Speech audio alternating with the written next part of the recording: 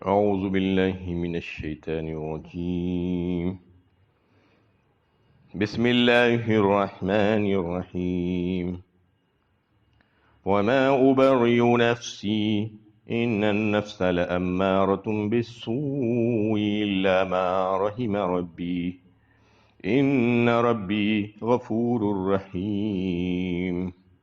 اور میں اپنے نفس کو بری نہیں قرار دیتا، نفس تو برائی پر بڑا اکسانے والا ہے، مگر جس پر میرا رب رحم فرمائے، بلا شبہ میرا رب بخشنے والا، رحم فرمانے والا ہے۔ یہ سورہ یوسف کی 53 نمبر کی آیت ہے۔ گزشتہ درس میں بھی اس پر بات چل رہی تھی۔ حضرت یوسف علیہ السلام کا بے قصور ہونا جب ثابت ہو گیا، جب انہوں نے اپنی رہائی سے پہلے بادشاہ کے پاس یہ پیغام پھر سے بھجوایا کہ پہلے یہ معلوم کر لیجیے کہ وہ عورتوں کا کیا معاملہ تھا جنہوں نے اپنے ہاتھ کاٹ لیے تھے،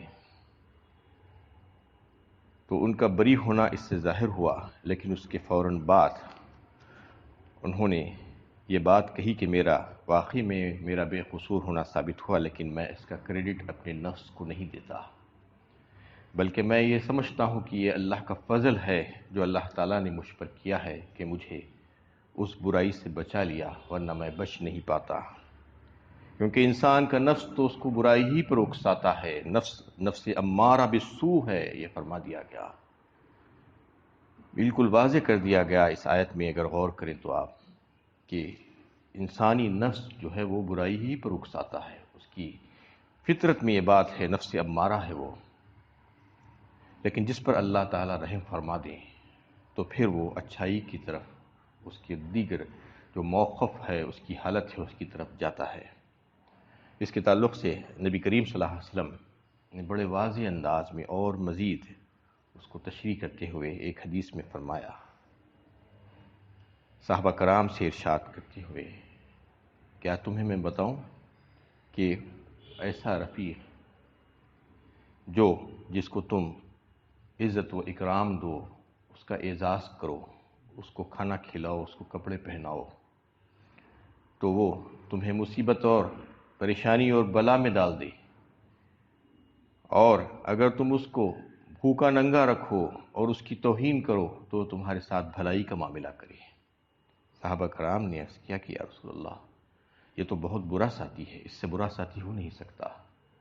تو آپ صلی اللہ علیہ وسلم نے فرمایا کہ قسم ہے اس ذات کی جس کی قبضے میں میری جان ہے، یہ وہی ہے جو تمہارے پہلو میں ہے، تمہارا نفس، یہ نفس تمہارا دشمن ہے۔ ایک اور حدیث میں اللہ کے نبی صلی اللہ علیہ وسلم نے فرمایا کہ نفس تمہارا سب سے بڑا دشمن ہے، جو تمہیں ذلیل و خوار کرتا ہے، برے برے کاموں میں، گناہ کے کاموں میں تم کو لگا کر ملوث کر کے، اور تمہیں مصیبتوں میں ڈال دیتا ہے، تمہیں پریشانیوں میں مبتلا کر دیتا ہے، یہ وہی ہے تمہارا نفس۔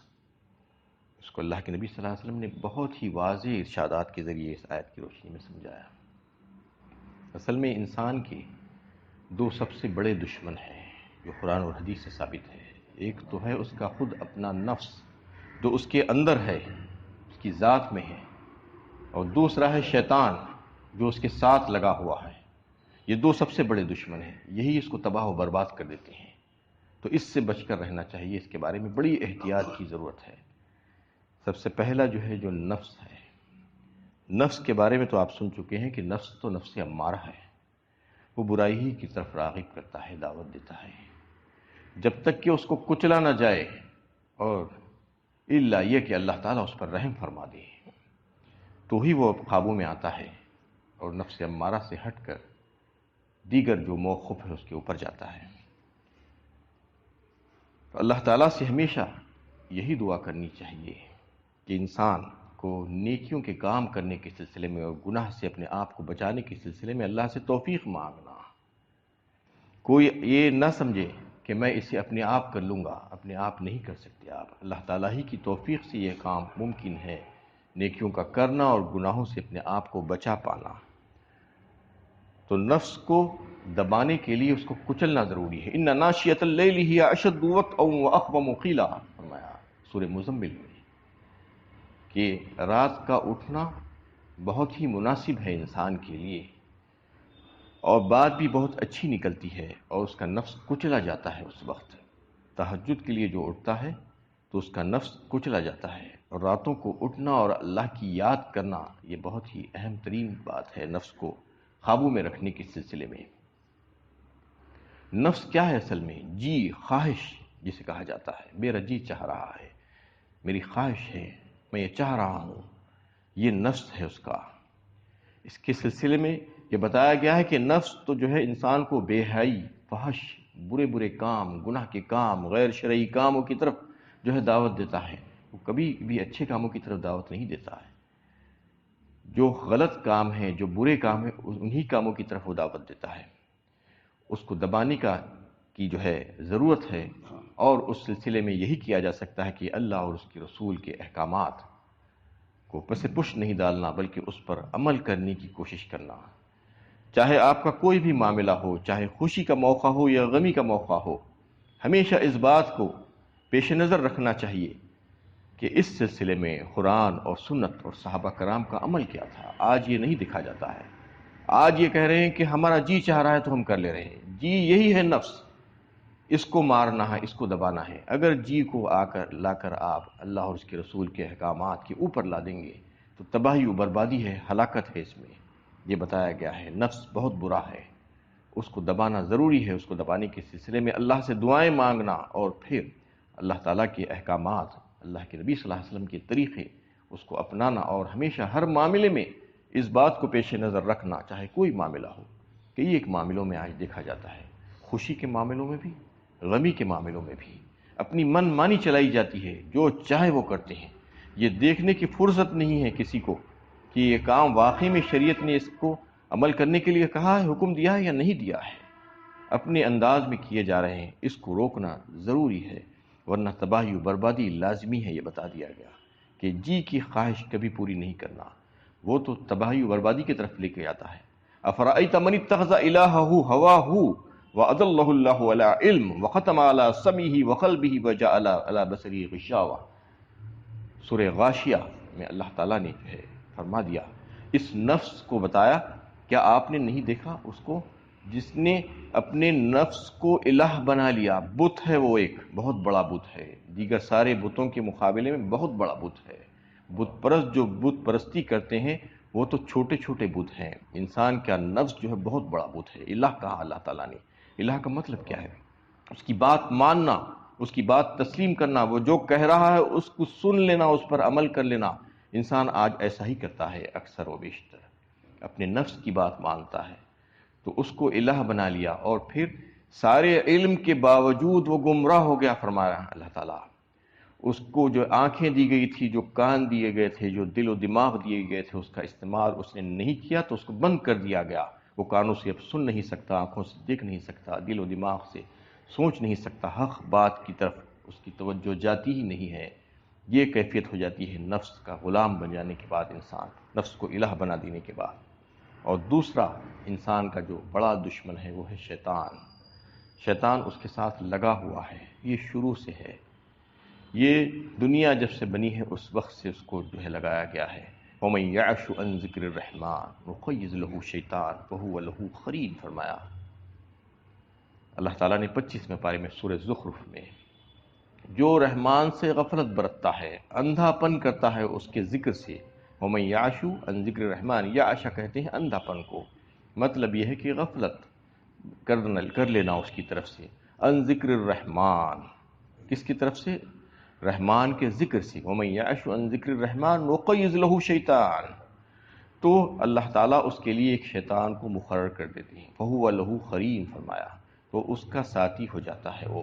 اللہ تعالیٰ خود فرما رہے ہیں وَإِنَّهُمْ لَيَصُدُّونَهُمْ عَنِ السَّبِيلِ وَيَحْسَبُونَ أَنَّهُمْ مُهْتَدُونَ۔ اور پھر وہ کیا کرتا ہے؟ وہ راستے سے روکتا ہے، اللہ کے راستے سے اس کو روک دیتا ہے، حق کے راستے پر چلنے نہیں دیتا، اور یہ برابر اس کے دل میں یہ بات ڈالتے جاتا ہے کہ تم حق پر ہو، اور وہ یہ سمجھنے لگتا ہے، آخر یہ گمان کرنے لگتا ہے کہ واقعی میں ہدایت یافتہ ہوں۔ یہ کیفیت انسان کی ہو جاتی ہے، شیطان ایسا ہی کرتا ہے۔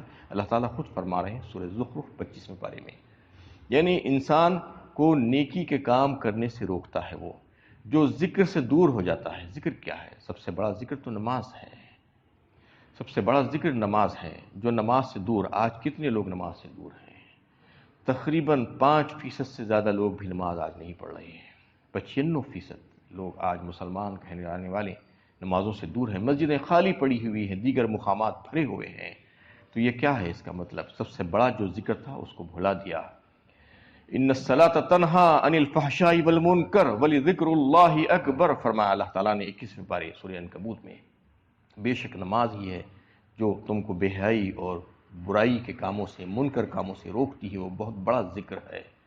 تو سب سے بڑا ذکر جو تھا اس سے انسان جب رک گیا اور دیگر اللہ تعالیٰ کو یاد رکھنے والے جو معاملات تھے اس سے اپنے آپ کو روک لیا اور غفلت میں پڑ گیا، تو من یعش عن ذکر الرحمن نقید لہ شیطانا فہو لہ قرین، فرمایا تو پھر شیطان اس کا ساتھی بن ہی جاتا ہے، یا وہ شیطان کا ساتھی بن جاتا ہے اور شیطان کی باتوں کو سننے لگتا ہے اور اس کے وسوسوں پر عمل کرنے لگتا ہے اور اپنے سارے معاملات میں اس کی اطاعت کرنے لگتا ہے۔ تو پھر وہ کیا کرتا ہے؟ ظاہر بات ہے وہ رحمان کے خلاف جائے گا، رحمان کے جو حکم ہے اس کے خلاف وہ حکم دیتا ہے شیطان۔ جتنے رحمانی کام ہیں اس سے ہٹ کر کرنے والوں کے لیے سمجھ لینا چاہیے کہ یہ شیطانی کام ہے۔ یا ایھا الذین آمنوا ادخلوا فی السلم کافہ ولا تتبعوا خطوات الشیطان انہ لکم عدو مبین، فرمایا سورہ بقرہ دوسرے پارے میں۔ اے ایمان والو، تم پورے کے پورے داخل ہو جاؤ اسلام میں۔ یہ مطالبہ کیا گیا ہے مومنوں سے کہ جس چیز کو آسان سمجھ لیا اس پر عمل کر لیا، جس کو ذرا سا مشکل پایا اس کو چھوڑ دیا، یہ نہیں چلنے والا ہے۔ پورے کے پورے داخل ہونا ضروری ہے، کیونکہ جس قدر تم داخل ہوگے اس قدر تمہیں اللہ کی امان مل جائے گی، اور جہاں جہاں پر تم اسلام میں داخل نہیں ہوگے، اپنی منمانی کرو گے، یہ سمجھ لو کہ وہ شیطان کا راستہ ہے، کسی اور کا راستہ نہیں ہو سکتا۔ اس آیت اس بات کی گواہی دیتی ہے۔ یا ایھا الذین آمنوا ادخلوا فی السلم کافہ ولا تتبعوا خطوات الشیطان، شیطان کے نقش قدم پر مت چلو، فرمایا گیا ہے۔ مطلب یہ ہے تم جہاں پر اسلام میں داخل نہیں ہوگے وہاں پر شیطان ہی بیٹھا ہوا ہوگا، وہ تم کو اپنے راستے پر لے کر جائے گا۔ تو اس آیت میں بھی، سورہ زخرف کی آیت میں بھی یہ بات واضح ہوتی ہے کہ جو اللہ کے ذکر سے دور ہو جاتے ہیں تو پھر اللہ تعالیٰ ان کے اوپر ایک شیطان کو مسلط کر دیتا ہے، اور پھر وہ شیطان ان کے ساتھ ہمیشہ رہتا ہے، اس کا ساتھی بن جاتا ہے، قرین کہا اس کو، اور پھر وہ اکساتا رہتا ہے۔ وَإِنَّهُمْ لَيَصُدُّونَهُمْ عَنِ السَّبِيلِ وَيَحْسَبُونَ أَنَّهُمْ مُهْتَدُونَ، اس کے حق کے راستے پر بیٹھ کر حق کے درمیان وہ حائل ہو جاتا ہے، اور جب کبھی وہ کوئی اچھا کام کرنے کی کوشش کرتا ہے اس کو روک دیتا ہے، اور اس کو اس بات پر آمادہ کرتا رہتا ہے، مائل کرتے رہتا ہے کہ تم حق پر ہو، تم ہی اچھے ہو، تم جو کام کر رہے ہو وہ بالکل صحیح اور درست ہے۔ یہ سن سن کر اس کو یہ بات سمجھ میں آ جاتی ہے کہ میں ہی حق پر ہوں۔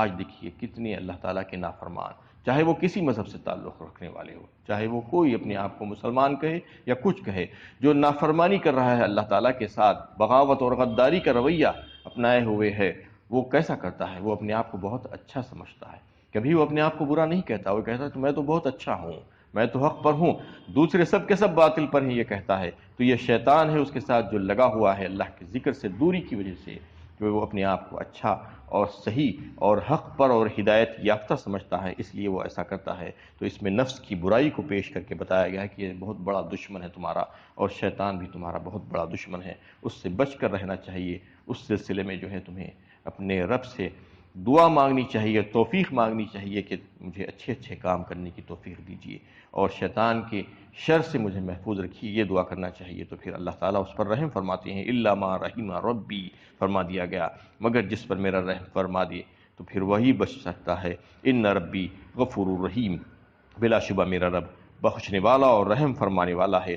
وقال الملك ائتوني به استخلص لنفسي فلما كلمه قال انك اليوم لدينا مكين امين، بادشاہ نے کہا کہ اس کو میرے پاس لاؤ تاکہ میں اسے اپنے لیے خاص کر لوں۔ پھر جب اس نے گفتگو کی تو بادشاہ نے کہا کہ آج کے دن آپ ہمارے ہاں معزز و معتمد ہے۔ اب یہ ساری باتیں ہو گئی، یوسف علیہ السلام کی برات ظاہر ہو گئی، اور تحقیقات سے یہ پتہ چل گیا کہ وہ ساری خواتین اور عزیز مصر کی بیوی نے اس بات کا اقرار کر لیا کہ واقعی میں ہم قصوروار تھے، اور یہ شخص پاک و صاف ہی رہا اور اس سے کوئی غلطی نہیں ہوئی۔ تو بادشاہ نے پھر سے دوبارہ اپنے قاصد کو جو ہے یوسف علیہ السلام کو لانے کے لیے جیل بھیجا، کہا کہ پھر سے ان کو لے کر آؤ اور ان سے کہو کہ وہ ہمارے خاص مہمان ہوں گے، استخلص لنفسی، اور میں انہیں اپنے لیے خاص کر لوں گا۔ مطلب یہ ہے کہ میں ان کو اپنے مشورے میں شامل رکھوں گا، میں ان کو اپنا ایڈوائزر بنا دوں گا، پرسنل ایڈوائزر جسے کہا جاتا ہے، کہ ان کے مشورے سے میں کام کروں گا۔ اور فلما کلمہ قال انک اليوم لدینا مکین امین، پھر جب اس نے گفتگو کی تو بادشاہ نے کہا کہ آج کے دن آپ ہمارے ہاں معزز اور معتمد ہے، یعنی آپ کی بڑی قدر کی جائے گی اور اب ہمارے ہاں آپ بڑے معزز ہوں گے اور معتمد ہوں گے۔ یہ کہلا بھیجا اپنے قاصد کے ذریعے سے، تو یوسف علیہ السلام جیل میں تیار ہو کر، غسل کر کے، نئے کپڑے پہن کر، جیل والوں کے لیے جو ان کے دیگر ساتھی تھے ان کے لیے دعا فرمائی، اس کے بعد وہاں سے روانہ ہوئے۔ اور پھر جب دربار میں آپ کی جو ہے آمد ہوئی تو بادشاہ نے اور دیگر درباریوں نے ان کا بہترین طور پر پاک جو ہے استقبال کیا، اور پھر سلام پیش کیا گیا، دونوں ایک دوسرے کو سلام کیے۔ تو بادشاہ نے یوسف علیہ السلام سے جو ہے کہا کہ میں آپ کی زبانی پھر سے وہ خواب کی تعبیر سننا چاہتا ہوں جو خواب کی تعبیر آپ نے کسی اور کے ذریعے سے مجھ تک پہنچائی تھی۔ تو یوسف علیہ السلام نے وہ ساری باتیں، تفصیلات خواب کی تعبیر کے سلسلے میں بادشاہ کے سامنے رکھی، تو بادشاہ بڑا حیران ہوا اور اس کو بڑا تعجب ہوا کہ اس قدر تفصیل کے ساتھ ان کو کیسے معلوم ہو گیا۔ اور پھر وہ پوچھنے لگا کہ اب یہ خواب کی تعبیر آپ نے بتلا دی ہے کہ یہ حالات پیش آنے والے ہیں، تو پھر میرے لیے کیا مشورہ ہے کہ میں ان حالات کا کیسا سامنا کروں؟ اس پر مشورہ لینے کے بعد حضرت یوسف علیہ السلام نے بادشاہ کو مشورہ دیا کہ شروع کے جو 7 سال جو خوب بارشیں ہوں گی تو اس میں یہ کیا جائے کہ زمین سے جو کاشت جو ہے خوب کی جائے، اور غلے کے لیے جو ہے اناج کو اگانے کے سلسلے میں کافی محنت کی جائے، اور سارے لوگوں میں یہ ہدایت کر دی جائے کہ زمین سے کاشتکاری کی جائے ان 7 سالوں میں، اور جس قدر محنت ہو سکتی ہے محنت کر کے کاشت کر کے غلے کو نکالا جائے، اور پھر اس میں سے 5واں حصہ اس کو رکھ کر اسٹاک کر لیا جائے ہر سال۔ اس طریقے سے جو ہے 7 سال تک یہ اسٹاک بچتا رہے گا، تو آئندہ آنے والے جو 7 سال ہوں گے جس میں قحط سالی ہوگی، جس میں بارش نہیں ہوگی، تو اس وقت یہ غلہ آپ کی عوام کے لیے کام آئے گا اور آپ کو زیادہ فکر کرنے کی ضرورت نہیں پڑے گی۔ اس کے علاوہ جو یعنی سرکاری جو زمینیں ہوں گی اور سرکاری محاصل جو ہوں گے، اس سے جو آپ کو آمدنی ہوگی اور جو غلہ آپ کے پاس آئے گا اس کو آپ محفوظ کر کے رکھتے جائیے، تاکہ یہ قحط جو ہے صرف آپ ہی کے ملک کی حد تک نہیں رہے گا، بلکہ اطراف و اکناف اور دیگر بہت سے مقامات پر یہ قحط سالی ہوگی اور پھیل جائے گا، وہاں کے لوگ بھی محتاج ہوں گے۔ آپ اگر ان کی مدد کریں گے، غلہ ان کو دیں گے، تو یہ خلق خدا پر بڑا رحم ہوگا، اور اس کی آپ تھوڑی سی قیمت لے لیں وہ غلہ ان کو دے کر، تو آپ کے خزانے میں جو پیسہ جمع ہوگا، ابھی تک اتنا مال جمع نہیں ہوتا، اتنا مال اس وقت جمع ہو جائے گا۔ یہ سارے منصوبے انہوں نے بادشاہ کو بتائے۔ جب بادشاہ نے ان سے مشورہ کیا تو بادشاہ نے کہا کہ اتنے بڑے بڑے عظیم الشان کام اور منصوبے ہیں، اس کو کون عمل کر سکتا ہے، کون روب عمل لا سکتا ہے اس پر؟ اس کے لیے کوئی اچھی ایسی ہستی ہونی چاہیے۔ جس پر یوسف علیہ السلام نے خود اپنے آپ کو پیش کیا، قال اجعلنی علی خزائن الارض انی حفیظ علیم، کہہ کر کہ میں اس کے لیے تیار ہوں، مجھے آپ اس کا مختار بنا دیجیے۔ انشاءاللہ اس پر کل گفتگو ہوگی۔ اللہ تعالیٰ سے دعا ہے کہ اللہ تعالیٰ ہمیں صحیح علم و عمل کی توفیق عطا فرمائے۔